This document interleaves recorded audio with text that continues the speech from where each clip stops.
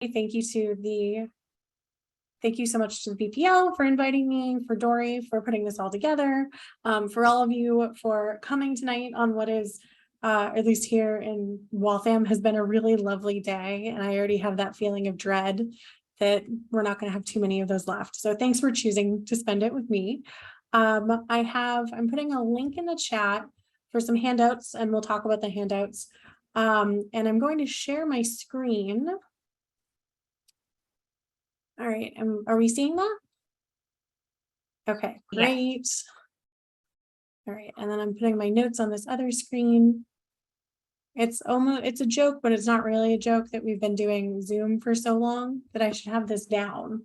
But, you know, 2.5 years later, there's still a process. And yeah, so as Dory said, I'm Joan Ilacqua. I'm Executive Director of the History Project. Tonight, we are going to do an introductory workshop on doing queer oral history. LGBTQ people have always been part of Boston's history. Oral history is a really great opportunity to preserve and share the stories of marginalized people in their own words. And so tonight we'll talk about that process, a little bit about the process of doing LGBTQ history and some of the considerations for doing LGBTQ history specifically on queer history and with queer people. So we've already talked in the introduction. I'm the Executive Director of the History Project. We are Boston's queer community archives. My first job out of college, my first internship out of college was in archives in California, where we did oral history training. And since then, I have done more than 100 interviews. I haven't kept track, but I got my start doing it about 12 years ago. I wear a lot of different hats at the History Project. I oversee administration and programs. Like I said, my background is in oral history. I've done a lot of interviews. I also work as an archivist and public historian. In my own research, I focus on LGBTQ plus history, interpretation, and writing. I joke that I am a professional lesbian, because I kind of am. And yeah, here in Boston, I've worked with the National Park Service, with the Presidential Library, with a few university archives. And a lot of the tips and guidance I have for you comes from some of the trainings that I've done, some books and other resources that I'll link you to, but also from the experience of doing so many interviews over time. And I will say, I have 2 cats. One of them doesn't like to visit Zooms. The other one is a kitten. So he may or may not like break down through that door behind me. So if you see him, his name's Tony. But so today we're focusing on queer history, on LGBTQ plus history and oral histories. And so LGBTQ plus history in the grand scheme of history is relatively new. Not that queer people haven't always been part of history, but that archives have been purposefully documenting the lives and experiences of queer people, that historians have been telling the stories of queer people in a more open and expansive way. I mean, here in Boston, most of our documented history about people who were in same-sex relationships or had expansive gender expressions or identities, that activity was illegal. It could be or socially unacceptable. The terms associated with LGBTQ have changed very drastically over time. In that initialism, most of those words, lesbian, gay, bisexual, transgender, and queer, have come into use in the last 70 years, some of them far more recently than that. And so it's important to me as a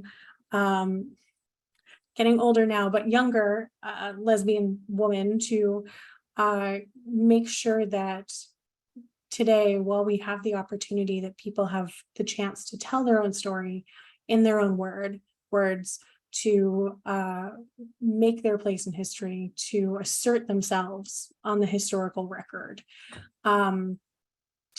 Part of why we document and preserve LGBTQ history is to help community members and allies gain a deeper, richer understanding of the lives of queer people in the Boston area. And that includes struggles and triumphs. And it's important because traditional historical narratives haven't always connected with us. In our research about Boston through the History Project, we found examples of queer people from the 1600s. They tend to be people who are arrested for doing something that the Puritans considered immoral or illegal, but they're there, they're part of the community. And it's important to recognize that we have been here as long as other colonizers have.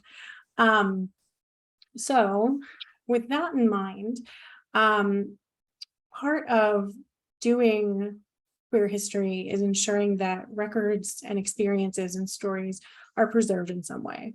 That could be in an archives or library, that could be in a book or documentary. And what we do at the History Project is we generally bring in records from people who are heads of organizations, who have been part of protest movements, who have hung on to flyers and banners and buttons. And we keep that sort of material history. But how do you tell history when you don't have documentation? When maybe you didn't hang on to your materials, or that you moved around a bunch and lost things? One way of doing that is to do an oral history interview. And so oral histories are more than just interviews. And this is a little cheesy, but this is the legitimate definition from the Oral History Association.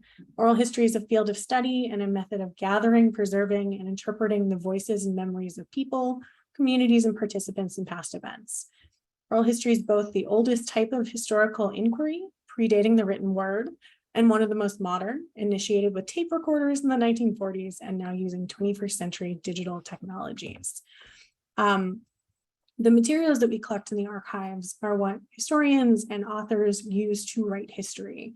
And those who are not documented, whether they were purposefully excluded or not, sometimes queer people are described in ways that hide their queerness. Sometimes queer people are documented in ways that don't talk about their sexuality or gender expression at all. You know, if you're not part of history, you can't be, or rather, if you're not documented, you can't be written into history. Oral history interviews help us to complement and supplement the written record. And it's, again, an opportunity for someone to tell their own story in their own words, to document themselves, to assert themselves in history. And as a category, oral histories are really broad. They can include short and focused interviews like the StoryCorps interviews, if you listen to NPR.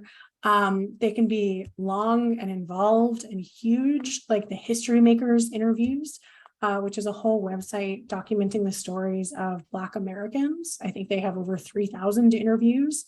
It could be more than that at this point. Other books based on oral histories help to tell stories that have not been well documented or explored before. Books like How We Get Free, which is an oral history of the Combahee River Collective, a Black feminist organization that started here in Boston and was active from, I believe, 1974 until 1980. Oral histories help to inform documentaries. I'm sort of info dumping, but there's a great documentary called Left on Pearl about the women who took over 888 Memorial Drive, a building on Harvard University's campus, in protest of Harvard's treatment of its neighbors, as well as the fact that Harvard and Cambridge didn't have a women's center. Oral histories nowadays, a lot of time, are presented as digital projects, and there are really extensive ones like ACT UP Oral History Project that allow people who were part of a movement to tell their own story, and allow people to document themselves, their lives, their feelings, and their experiences. So as an introduction, I wanted to share two examples of oral histories. Both were taken by volunteers at the History Project. And I didn't ensure that my screen sharing could share video well. So let me just make sure. I'm going to unshare for a moment because I don't want to do that thing on Zoom where you can't see a video clip. because it's not well shared. Anyway, so I'm going to share these two different oral histories with you. The first is with Reverend Kim Harvey Crawford, or Crawford Harvey, and she talks about marriage equality in Massachusetts, focusing on that event and that historical moment. The other was with a man named Robert Volonti, where he's talking about his personal experience of coming out. So. Day like I remember. Oh you my saying, God! I remember you saying, by the authority vested in me by the Commonwealth, and I didn't hear the rest Anything because else, people were screaming. And exactly. That was the moment when, oh my God, the Commonwealth of Massachusetts. Exactly, exactly. And for me, my children should tell this story. I had rehearsed that over and over and over again because I couldn't get through it without literally like just completely coming undone, like sobbing.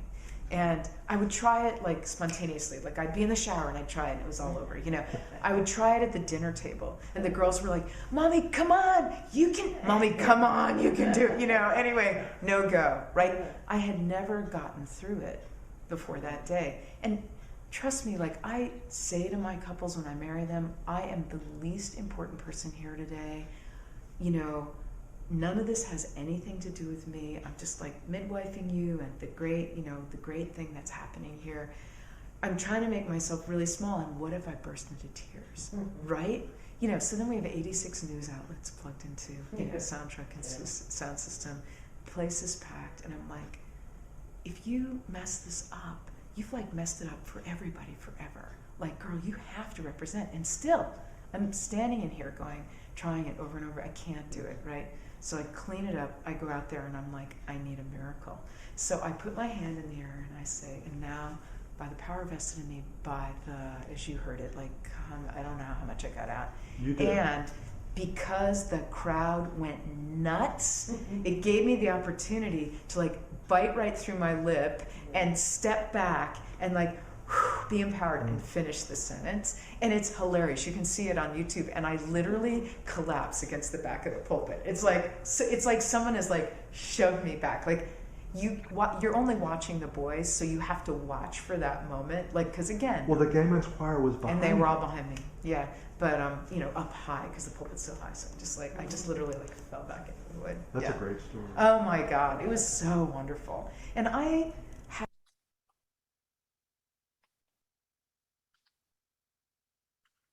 wine, we made wine. Let's fast forward a few years. Age 40, I'm living here in this apartment. My two sisters are here having dinner with me, and I had never come out to them until I was quite old, about 40 years old or something. We started to talk about it, and my kid sister knew because she was more sophisticated, and she had a lot of gay friends, and she just assumed that I was gay because I wasn't dating anyone. I had no woman in my life. My older sister was a little bit less understanding, but she came around.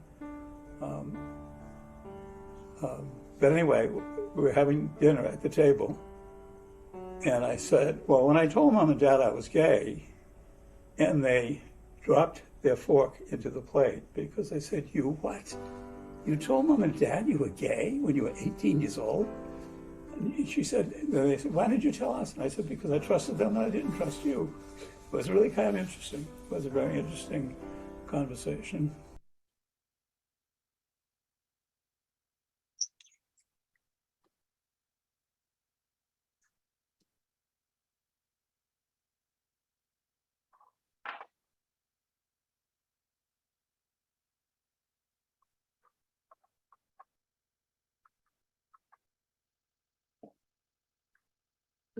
Apologies. I muted myself. I was just saying I made sure that you could see the screen again, and so that I could see the videos of folks here again. And I see that Tim is saying that he worked with Bob at Hancock. Bob was the nicest man. He was just as a very quick aside, he was the History Project's bookkeeper for literally 2 decades. And he kept trying to retire, and we kept saying, no, you can't go. He finally retired right before COVID, and he passed away a couple of years ago. And just so lovely. And But anyway, so like I said, oral history interviews can be done focused on a particular topic, a particular moment in time, around a particular organization or administrative history, or they can be about the personal life of somebody, their own experiences and what it was like to live and move through the world as a gay person at different points in time. Even talking to people now about their experiences kind of as they're happening is important to do. LGBTQ plus acceptance and education and support has changed dramatically in the last 20 years. Right now is a very particularly difficult political moment. Things are changing again, and it's important to know, how people felt, how they feel, and what they did about it. So to do an oral history, we are not talking about just one interview. We're talking about a process of planning, honing and focusing down on what you want to do and sharing a story. At its heart, we have 3 broad steps: the planning stage, the interviewing stage, and then the post-interview processing stage. Doing an oral history project involves really deliberate planning to decide who you'll interview, who is going to do at the interviews, how you'll capture the interview, how you'll share it, and how you'll preserve it for the future. And so for the rest of our session here, I'm going to walk you through the steps of doing an oral history. I have a couple of activities planned, but we'll keep an eye on time and decide whether or not we'll do them. Yeah, so my goal is that you will have the background and resources to undertake a project or an interview of your own. And please feel free, as Dory offered, to put comments or questions in the chat as we go along, and there'll be time for questions at the end too. So, planning. Planning is probably the most important step of doing an oral history project. It is sometimes the most tedious step of doing an oral history project because the interview itself and the experience is so exciting. Like I said, it's a chance to talk to someone about their life and experience, to create like a really, safe environment to share with another person, and a way to save that in perpetuity, which, who knows how long that means, but to create something that will be saved and shared. Compared to that, project management is less exciting, but very important to help you make the framework for a successful project. In the planning stage, you're going to answer a number of questions, some of which are on the screen, some of which we'll get more into depth about. And those include, why are we doing an interview or an interview project? Why are we doing it right now? Is there a specific time period or event that we're interested in exploring more deeply? In queer history in Boston, maybe you want to know more about the administrative history of an organization or the history of a club or a bar. You might want to know what happened at the first Pride. These are all examples of stories that actually we've done oral histories about at the History Project.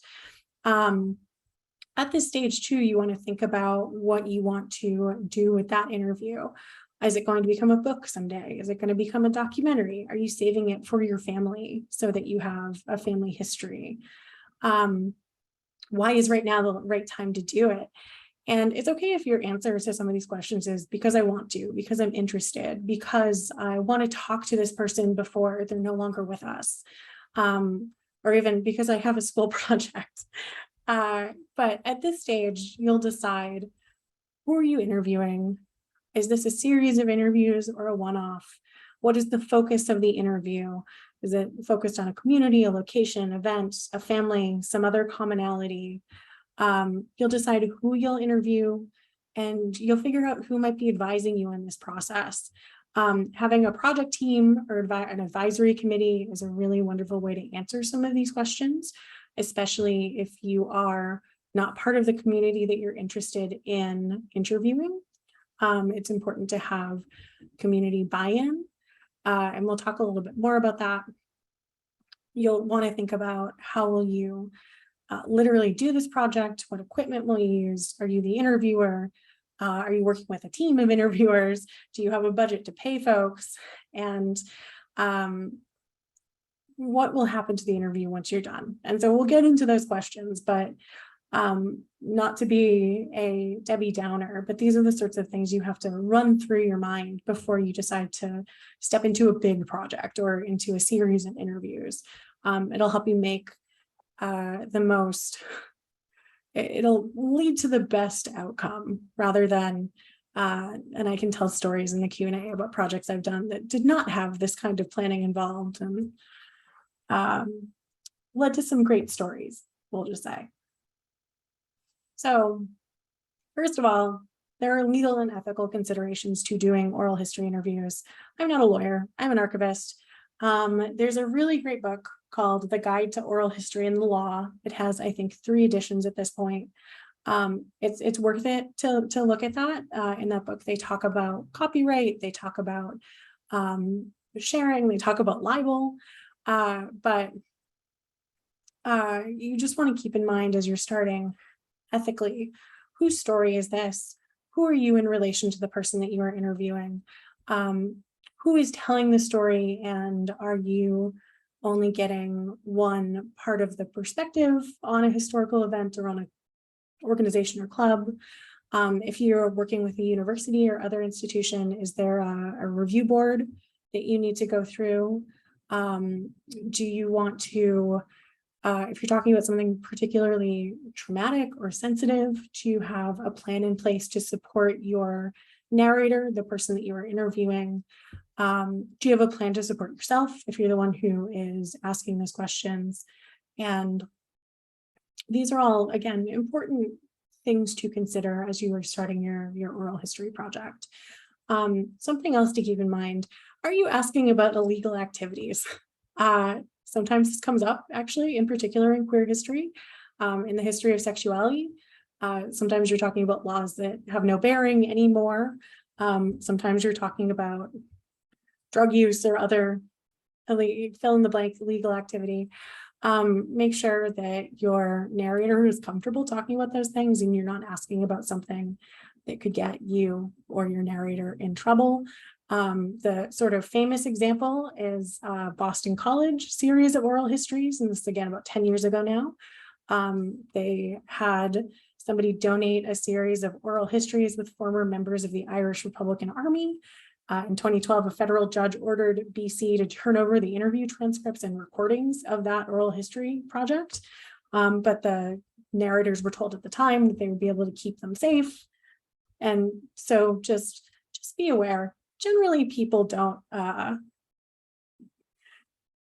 tell on themselves, but it's worth it to just go through the motions.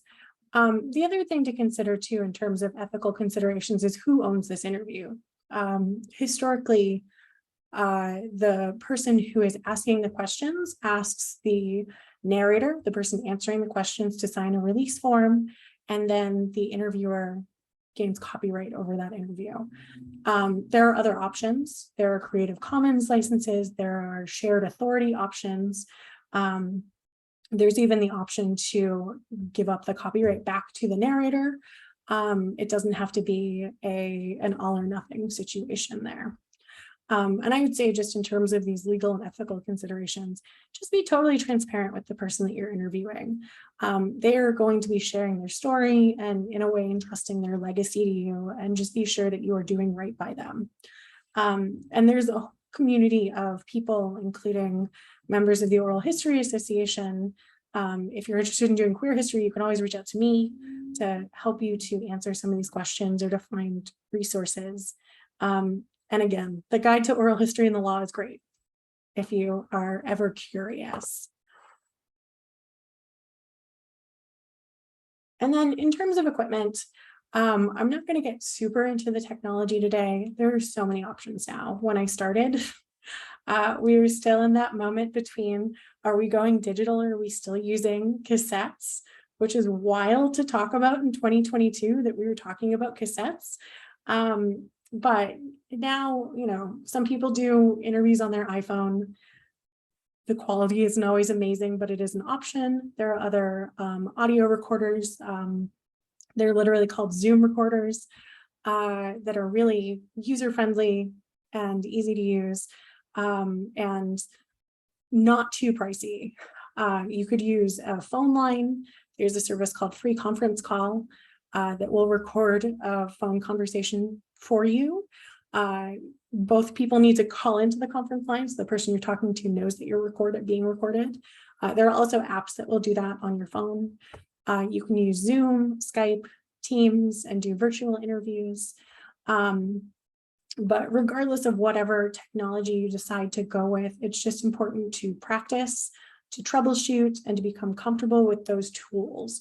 So that, you know, if something goes wrong, you're noticing that it's going wrong while you're doing an interview. The other thing you can do is find somebody to help you, find somebody who will record an interview for you, find a recording studio that will do the tech for you so that you can focus on asking the questions. But you don't let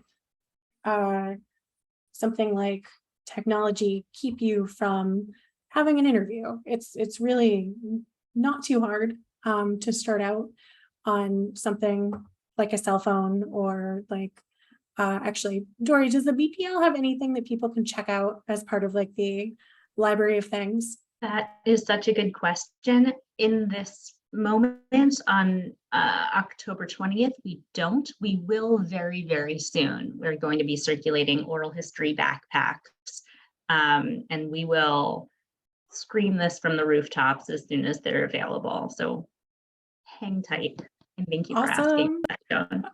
It's I wish I had asked earlier. I wouldn't have put you on the spot before you put them out there.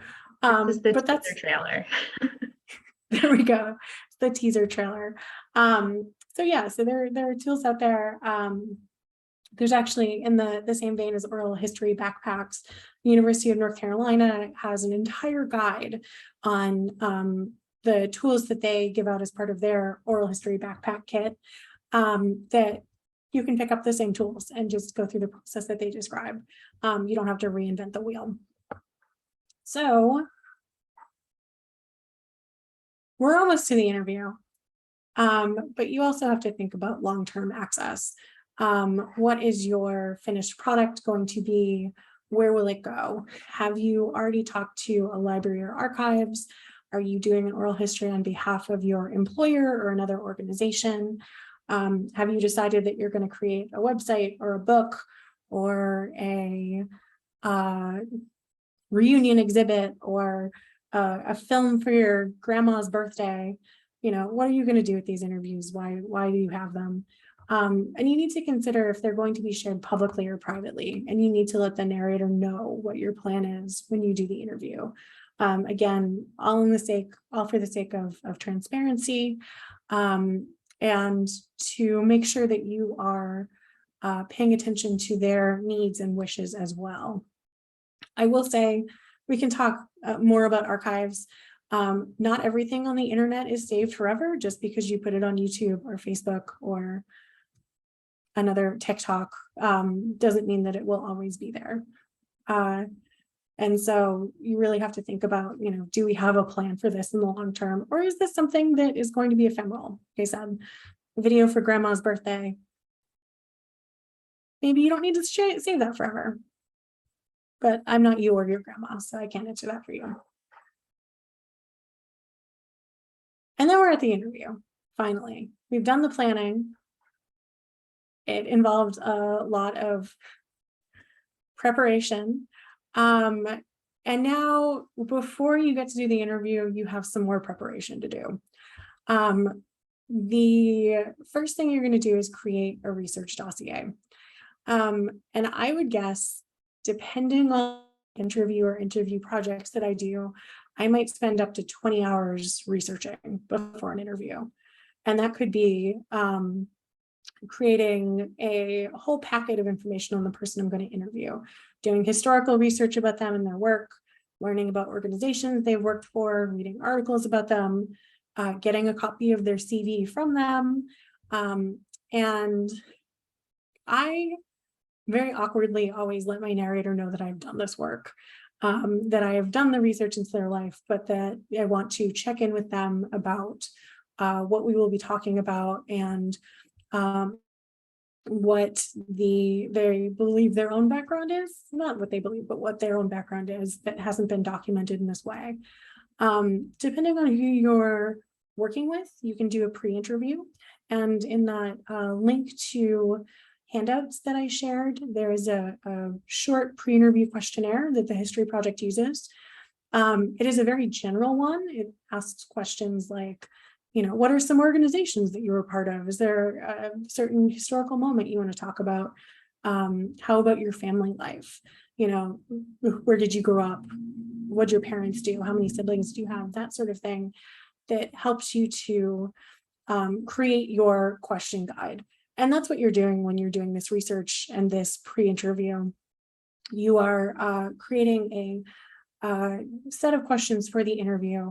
You're also establishing a relationship with your narrator, and you're learning more about what's important to them, what topics they want to talk about, and what they might not want to talk about.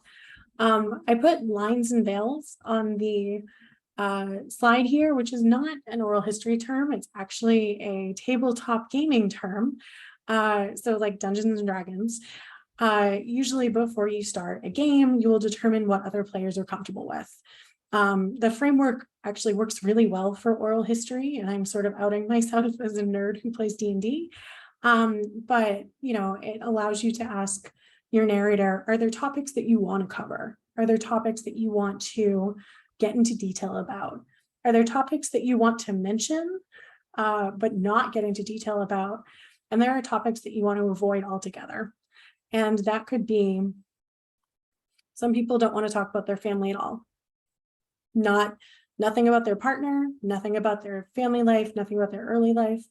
And that's totally fine. Some people don't want to talk about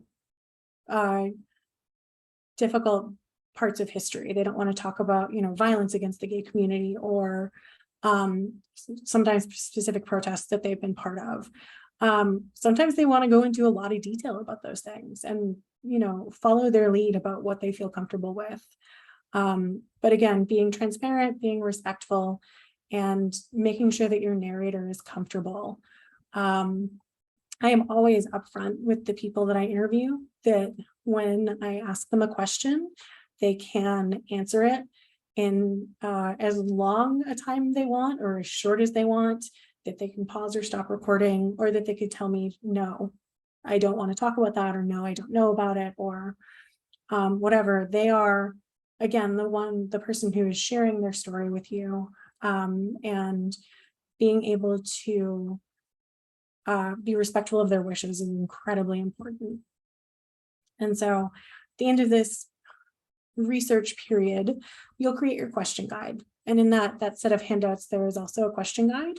It's an example based off of an interview I did. Mostly I oversaw an interview that an intern did actually, with somebody who wanted to talk about their career, who wanted to talk about the history of psychiatry and the American Psychiatric Association, and homosexuality as a mental illness.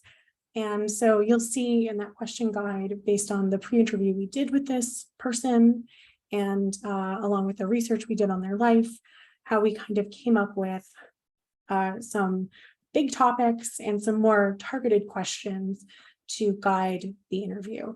The question guide is really your map to the interview. It should include the important questions you want to ask, the topics that you really want to focus on, but you want to leave some room for improvisation, and you want to leave some room for easy questions to warm yourself up. Oh, chat. Oh, that's great. Lupin is mentioning a great way of getting to know a subject would be asking them to rank themselves on D&D stats as an icebreaker. That's a really good one. And yeah, it's I know that we'll talk about this more, but an interview is really, it's a conversation in addition to being an interview. You're asking questions, but you're also participating in it. You're bringing your own background to the interview. You're bringing your own worldview. And sometimes this leads to I know in my experience, asking questions that other people think are really obvious answers, but I'm not part of something, I'm not part of the same generation or from the same place. And so I ask them, and that allows for some more, I think, context. As compared to, for instance, we have a whole series of interviews with DJs at the History Project, and the interviewer is a DJ, he still DJs, and the narrators are all DJs, and every so often they get into very specific DJ lingo, which is more difficult to understand if you're not part of the community or part of the in-group. So yeah, the question guide, I will say I write my questions in chronological order. I almost always start with, tell me about where you grew up, tell me about your family, tell me about yourself, to warm people up, to get them going, to get them talking. But we're talking about memory. People don't always go in order. Memory doesn't go in order, and you need to leave room to jump around from topic to topic, to understand when somebody's going off on a tangent and how to bring them back in to what you want to talk about. Or if they're talking about something interesting, how to ask follow-up questions to dig more deeply into that topic. The more you interview, the easier this becomes. I know when I first started, that was terrifying, that somebody might go off topic and I wouldn't be able to get them to come back. But really, it's a conversation, and you'll get there. I usually print my questions out on a piece of paper, but that's because I'm a millennial and I like printed pieces of paper. And then I take notes and I cross out questions and I write follow-up questions as I'm thinking of them. And sometimes you come back to them, sometimes you don't. It's really, you're kind of doing it on the fly, even though you've done all of this preparation. A final thought on the question guide is, you can share your questions with your narrator in advance, or you don't have to. When I was training, it was typical to not share your questions in advance because you wanted the most quote unquote authentic reaction from someone.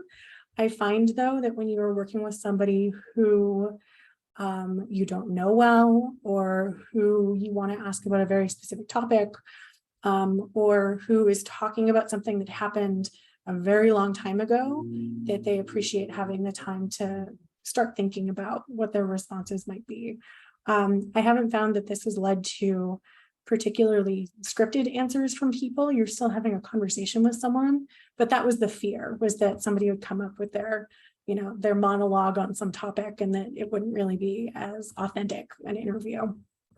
So it's 6:46. I have an activity, which is basically, what kind of questions would you ask someone if you were going to do an interview, which is a really broad question. And I will say, let's see, how many people are in video? We'll do it that way. If there are only a couple of people in video, we'll skip the activity and do some more Q&A at the end. And I think there's only 3 of us. So, okay, so we'll skip that for now. And then that way people can kind of listen along. And then also, if people don't want to participate, they don't have to log off. I know that I've definitely done that in Zooms. So yeah, your questions in the guide can be super broad. In certain interview projects that I've done where we're asking about a particular event, the questions have almost been all the same for all of the interviews. And the way people answer them and their experience and the conversation is totally different. They come from the same place. Whereas if you're working with somebody who wants to talk about their whole life, your question guide is going to be a lot different than, one of these ones that's a little bit more rote. There are no wrong questions as long as your narrator is comfortable with you answering them or comfortable with you asking them. So we're at the interview. We're finally there. My tips for this point are basically, you have your bag ready to go. You have your equipment, you have your questions, you have your prep work that you've done. You have your release form for the interview. I always also bring tissues and water. You don't always need the tissues. You don't always necessarily need the water either, but it's just a nice way to make the person that you're talking with feel comfortable, to be ready in the event that somebody does need tissues. Anytime anyone has, it's always taken me by surprise, actually. But it's just part of my own prep kit that I always have. Before you start recording, test out your equipment, monitor the sound in the room if you need to. If you're working with a partner, have them do, a test video. If you have batteries, make sure you have extra batteries. That's not as much of an issue anymore, but I've had recorders that use AA batteries and, they die halfway through and you have to find more batteries and it's a whole thing.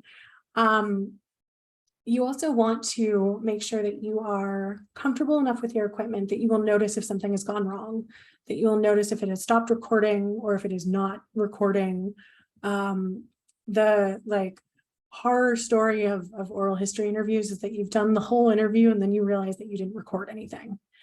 Knock on wood, that has never happened to me, but it's like, I've been to more than one conference where somebody tells a horror story of, I finally got the interview with this really hard person to talk to, and then we didn't have an interview. We had an interview, we had a conversation, and it's not documented.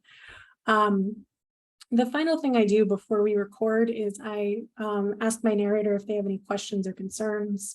I let them know that they can take breaks or stop at any time. And I go over the release form with them. Also in that set of handouts is a release form. The one that the History Project uses for our oral histories is pretty general. It says you're giving us permission to save this oral history. There's an option for giving us permission to put it online or to put it online at a certain point in time. And it's right now the form asks for copyright from the narrator, but I want to change that because we're community archives and we can share copyright or share authority over the interviews, but I'm getting into archive speak there. So we're ready to go and you hit start. So I always begin my interviews by asking for permission to record and then introducing myself. I usually say the date, the name of an oral history project, if we have one, the location where we are, just to provide context on the recording itself. And then I start asking questions once I have permission from the person that I'm talking to. As I mentioned earlier, the first question I always ask is usually the most broad. It's just, tell me about yourself. Tell me about where you grew up. It starts to get people into the headspace of talking with you. It's a more comfortable question than, tell me where you were on June 28th, 1969, which I think would be a difficult question to start with. And then I follow along with the question guide. Like I said, you ask follow-up questions. You can dig in and or follow the narrator on a tangent or new thread. That can provide really wonderful insight and context, or it can be off topic, and that's okay. And if it's way off topic, you just kind of politely steer people back, and it gets easier over time.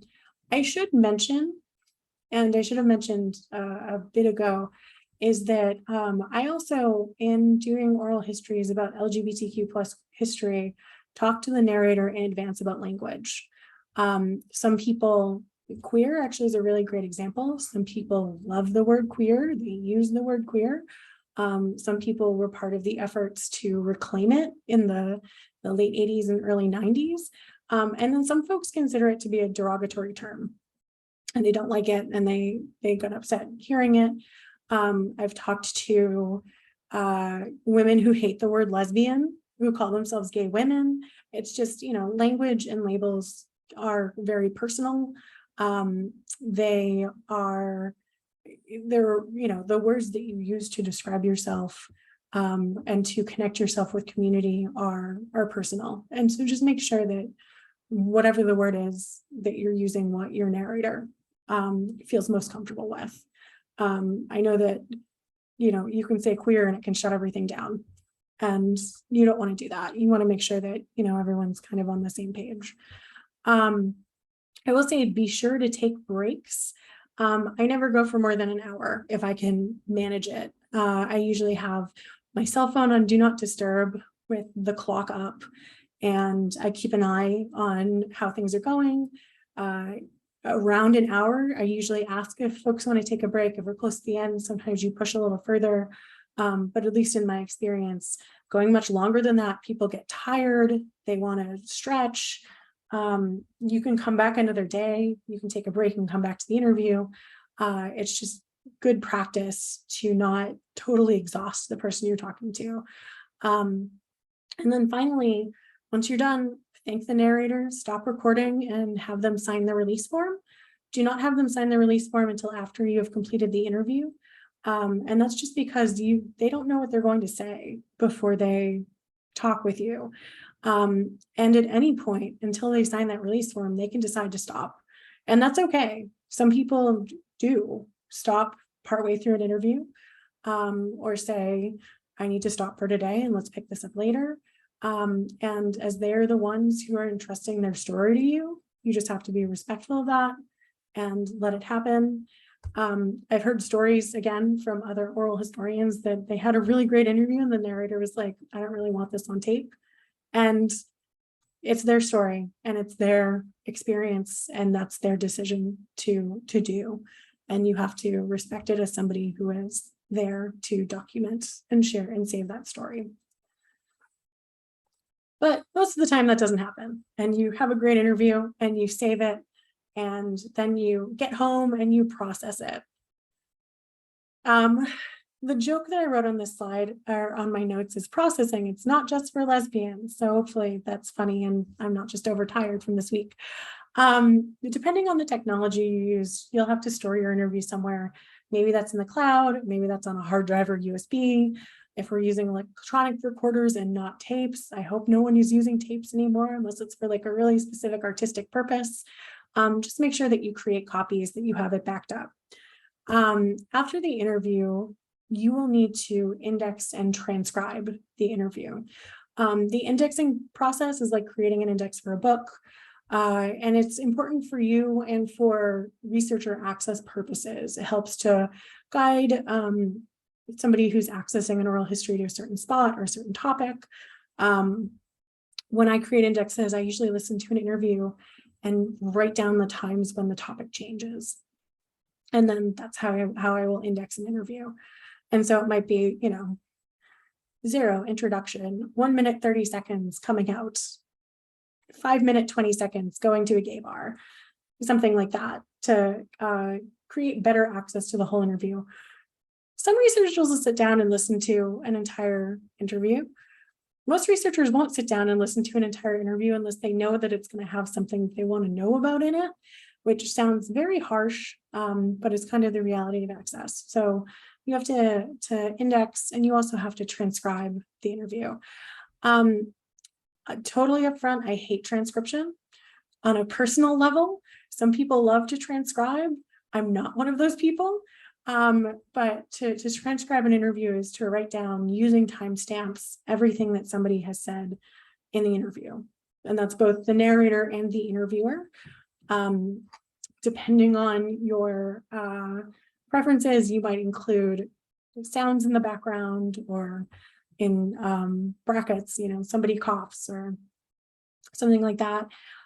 These days, it's a lot easier to have an interview transcribed. There are a lot of services that will transcribe interviews for you for a relatively nominal cost.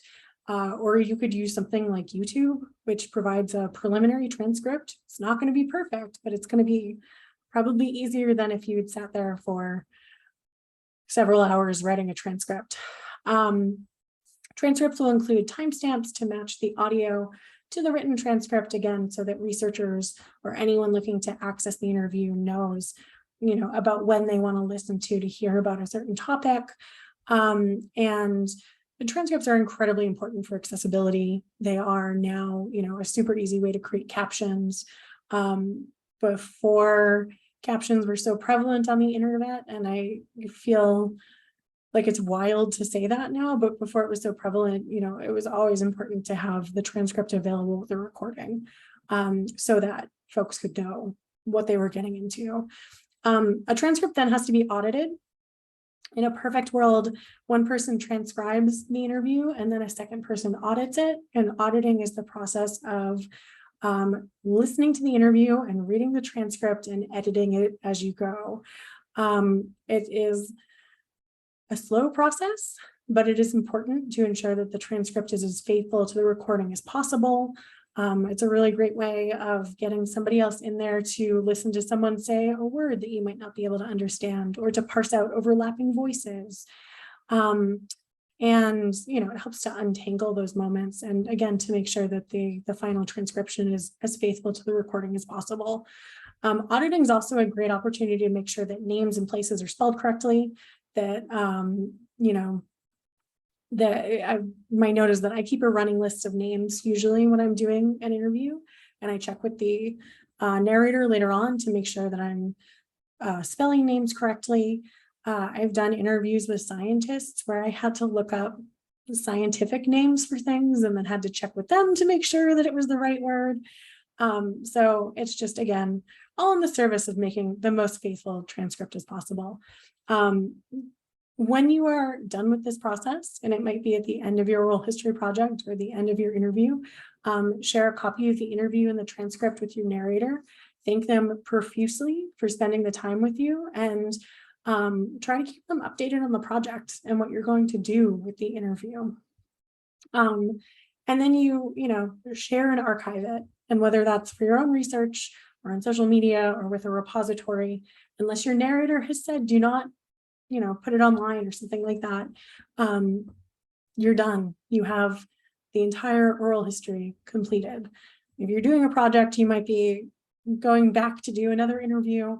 If you're doing kind of a one-off, that might be it, and you can sort of close the book on it and be ready to share it with the world. Oh, Jordan is mentioning luck getting a rough transcript from digital audio using otter.ai. And yeah, that's a really great tool to get. They have a free level, and you can do that. There's also, I was just looking at it earlier today, there's another website that does similarly. You can upload your video, or you can link out to something like on YouTube and write transcriptions that way. I had volunteers transcribing oral histories for the history project during COVID using those tools. But yeah, there are a ton of tools out there. Now, again, 10 years, I feel so old, everyone. 10 years ago, you had Dragon. Was Dragon the tool that everyone was using? And it was terrible. It was expensive, and it was terrible, and it was voice to text, and it was awful, and it took longer than just transcribing things. So things are easier now.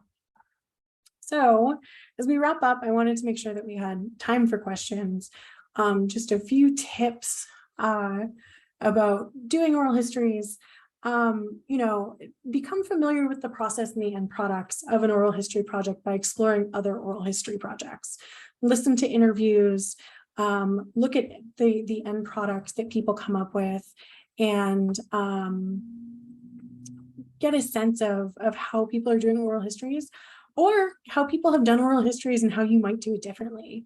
It really is a pretty personal and individual type of project, and it's I think helpful to become familiar with what's out there. Get used to listening to your own voice on recordings. I found that supremely strange when I started. Even now, I will look at transcripts and see my own question or follow-up or comment and think, I said that? How did I? And that's going to be recorded forever. Just get used to it. You'll be fine. During the interview, I always try to, you know, nod and smile and encourage folks to continue talking. It is a conversation, but really you're here to listen to the narrator tell their story. And so I do a lot of smiling and nodding. And I've done a couple of interviews actually where I've had on a mask. And so I feel like my eyebrows are really high up, trying to encourage people to keep going. But don't be afraid to be part of the conversation, to push back or to ask questions, and to follow up. There are so many resources out there. This is a very short list. The Boston Research Center has the oral history toolkit that Dory created. that I took a look at before this. Actually, it's a really, really wonderful tool, and it's local to Boston. The Oral History Association has lots of guides, and they publish resources. I think they're behind the Oral History in the Law book I mentioned. And they have actually one of the most fun professional conferences that I've ever gone to is the Oral History Association. It's very incredibly diverse, and just, you know, a lot of people who like to ask questions. The American Folklife Center at the Library of Congress has a ton of oral histories for you to check out, some more modern than others, but again, a great place to start. And there's a book called Taking History to Heart by James Green that, at least for me, was a really thoughtful introduction to doing oral histories to add voices that have been left out of the narrative to the narrative. James Green was a mostly historian of labor movements at UMass Boston, and he talks about doing oral histories at the History Project back in the 80s.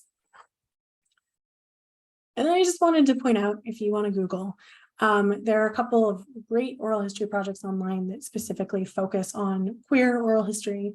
You can check out the History Project's website. We have some up online. The DJ Project is probably our biggest set of oral histories online. And we have a backlog of interviews to be transcribed, but we'll get there. The Lesbian Herstory Archives currently has a Lesbian Elders Oral Herstory project, which is interviewing people around the country about their experiences. The ACT UP Oral History Project, which is all online, led to Sarah Schulman's book, Let the Record Show, about ACT UP in New York City, and the AIDS epidemic and the activism of ACT UP. It's a really amazing project. Community archives around the country have their own oral history projects. I grabbed the logo of Rainbow History Project in DC, which has a ton of oral histories online, but I'm happy to suggest other repositories. As I say, Southwest Virginia LGBTQ History Project has some great ones. We do loads of others. There are a lot of queer community archives. And then finally, there are huge projects like StoryCorps that have entire archives of oral histories with queer people talking about their experiences that are, StoryCorps is a little bit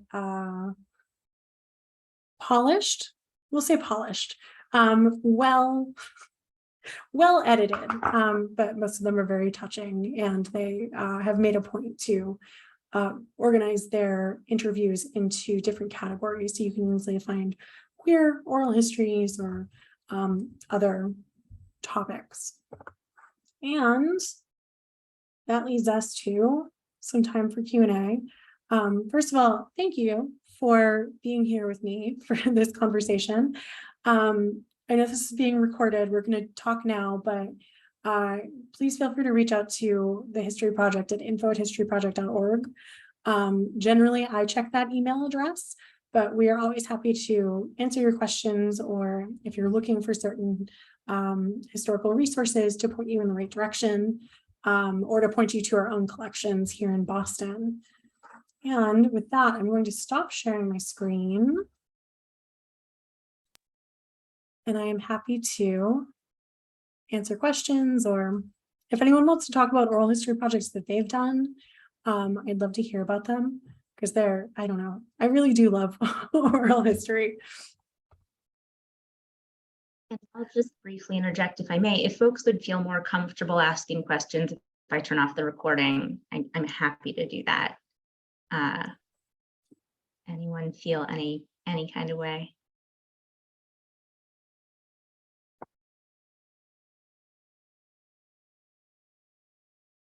Cool. And I think that, yeah, if people write questions in the chat, I'm happy to read them out loud. Jordan. Hello, thanks for the great talk and the really detailed walkthrough of the kind of processes you're suggesting here.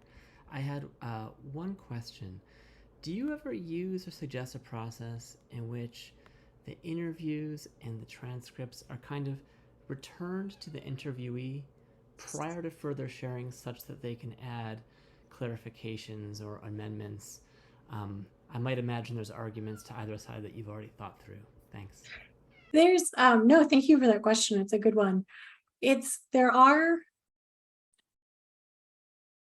I'll start by saying, for the most part, when I've shared transcripts with narrators, there have been very few edits to them that have happened. Sometimes it's, the name of something or clarification of a year or something like that.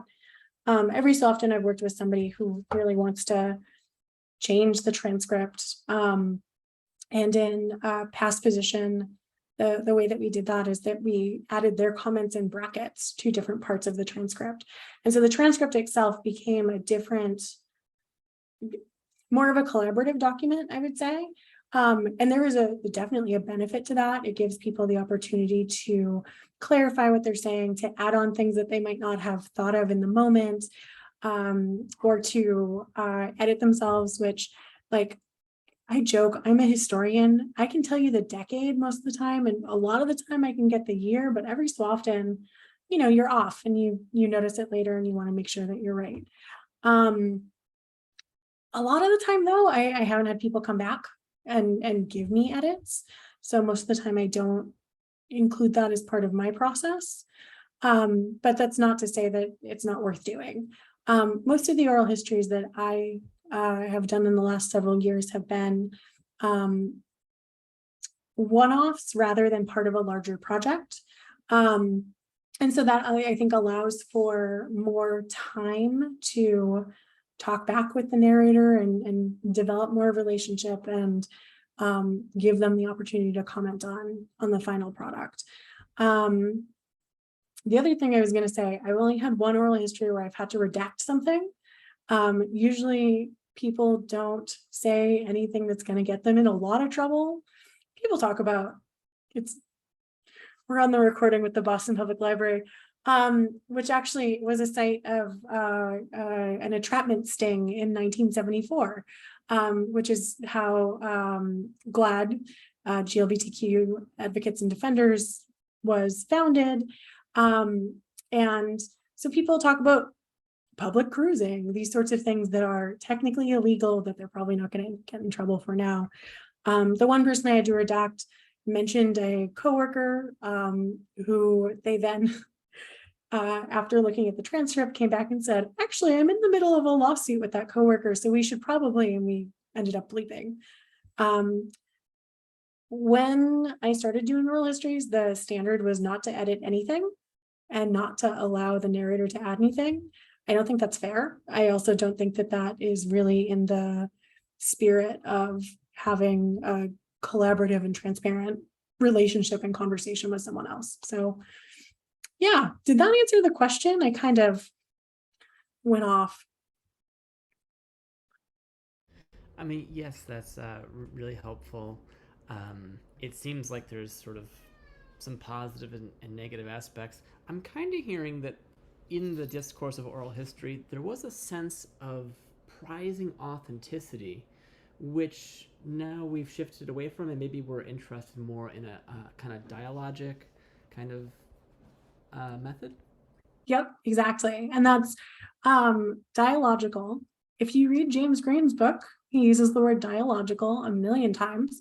But I think the idea with authenticity, at least in my mind, it's similar to how librarians, archivists, and museum professionals are told that we have to be totally neutral, that we are just, stewarding the record or whatever.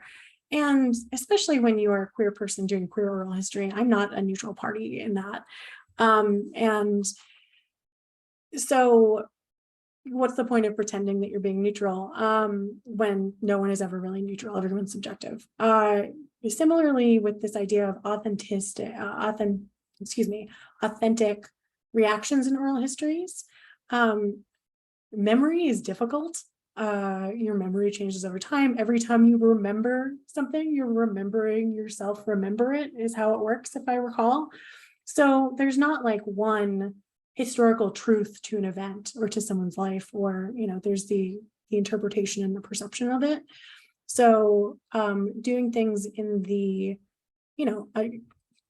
like I said, I'm not a lawyer, and also people usually, you're not on trial, so we're not looking for some particular, gotcha moment with people. So yeah, so I try to make folks as comfortable as possible. Some people I've interviewed are very excited to talk and are ready to get into it and want to talk about their whole life and a lot of personal things that you didn't expect them to talk about. And some people are super reticent. And I like to make folks as comfortable as possible, and also to make room for the folks who are reticent to have pauses in the interview, to have some silences, although I have so much trouble with silence, with not trying to fill it myself. It's just, yeah, that's how I come to it. I'm sure that there are some folks who are trained differently, or folks who have a different view on doing oral histories, but I think that it should be a comfortable, transparent, and respectful process. So that's what makes it that way for me.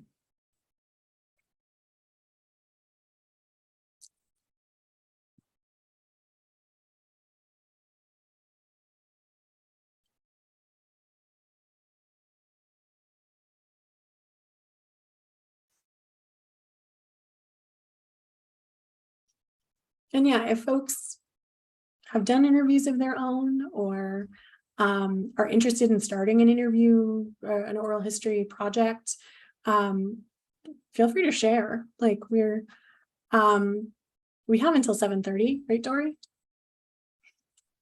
Yes, and if I think I'm going to go ahead and stop the recording just to kind of open things up a little bit, but yes, we have until 7:30. Awesome.